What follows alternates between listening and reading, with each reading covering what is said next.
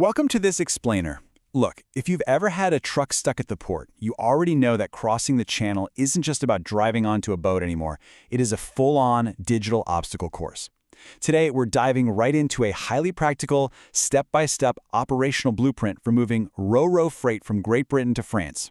Specifically, we're zeroing in on the massive logistics corridor running through Dover to Calais and the Eurotunnel from Folkestone to Coquelles. Just to set the stage right off the bat, keep in mind that what we're going through is strictly operational guidance based on custom source material, and absolutely not legal or tax advice. Here is our roadmap for today. We're going to run through export declarations and the GB EORI, the GVMS system, and that all-important GMR barcode. What happens when you're cleared versus routed to inspection, when you actually need a T1 transit, and finally, the hard split of responsibility between brokers. All right, Section 1, let's talk export declarations and the GB EORI, basically the crucial pre-departure paperwork. To really get why this whole process has to be strictly digital, you have to look at the sheer volume of traffic. The Dover-Calais corridor is literally the busiest roll-on, roll-off stretch in Europe. We're talking over 2.1 million trucks a year. On peak logistics days, your Mondays and Fridays, Dover alone handles over 10,000 trucks. That's a massive amount of metal moving around. With ferries leaving every 30 minutes, the physics of this border are just brutally simple. Without the right digital keys lodged correctly beforehand, your truck is absolutely not getting on that boat. It's a fully automated, entirely unforgiving barrier. So here's one of the most common mistakes that catches continental exporters out, assuming your EU-based EORI number is enough. Say you're a Polish logistics firm and you're operating a warehouse over in Birmingham. A super common blind spot is thinking, hey, my Polish EORI covers the whole journey, right? Well, it doesn't.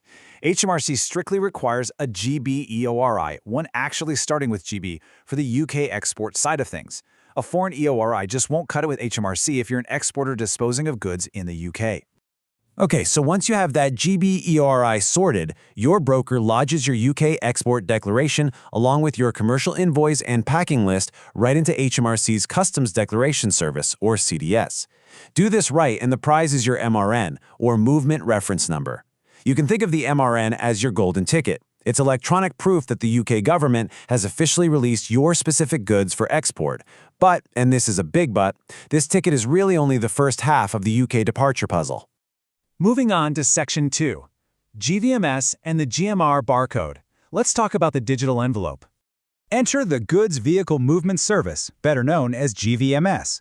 I like to think of GVMS as this massive digital envelope. What it does is it takes your abstract customs data, like that export MRN we just talked about, bundles it up with specific vehicle data, like the tractor and trailer registration numbers, and then literally attaches it all to your exact ferry or Eurotunnel slot. Basically, it ties the digital paperwork directly to the physical movement of a specific truck on a specific day. Now, once that digital envelope is sealed up inside the GVMS system, it spits out a Goods Movement Reference, or GMR.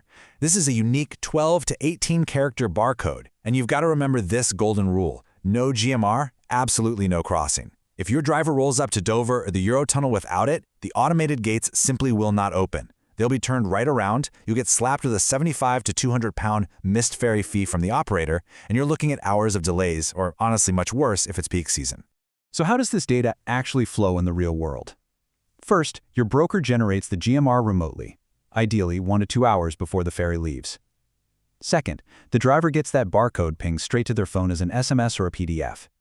And third, pulling up to Dover or Folkestone, the driver presents the barcode. Cameras scan the license plate and the port's automatic number plate recognition system instantly verifies that the two match. It's pretty slick when it works properly.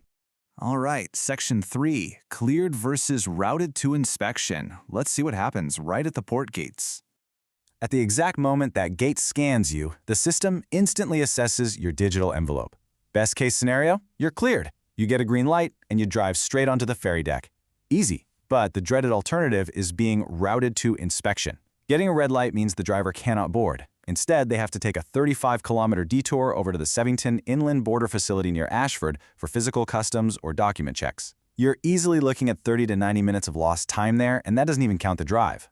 Which brings us to Section 4, when a T1 transit is needed for those onward journeys. So, a T1 or Union Transit suspends duty and VAT while you're moving goods across multiple states. Now look, a standard UK to France delivery typically doesn't need this. Standard export and import clearance right at the border is totally fine. But the crucial takeaway here is that you absolutely need a T1 in two specific scenarios. First, if your freight is just blowing through France on its way to places like Poland, Italy, or Germany. And second, if your French import clearance is happening inland, say at a warehouse down in Lyon or Paris, rather than right at the Calais border. Just keep in mind, opening a T1 in the UK requires a financial guarantee that's usually equal to 100% of the goods value, and it generally runs you between £200 and £500 in broker fees. Finally, let's jump into Section 5, the hard split of responsibility. This is where we look at UK versus French brokers. You'll want to pay very close attention to this hard split, because man, it catches so many exporters totally off guard. One single customs broker simply cannot do everything for you. Your UK broker, they only handle the British outbound side. That means lodging the CDS export declaration, verifying the GB EORI, and generating the GVMS and GMR. By customs law, a completely separate French agent or forwarder has to handle the EU entry side. Crucially, this includes filing the French import declaration and filing the ENS, the Entry Summary Security Declaration, into the EU's ICS2 system. Because of the current safety and security regime, that ENS has to be filed before the truck even boards in the UK. Think about that. If your UK broker finishes their job perfectly, but your French agent is asleep at the wheel, your freight is still stuck.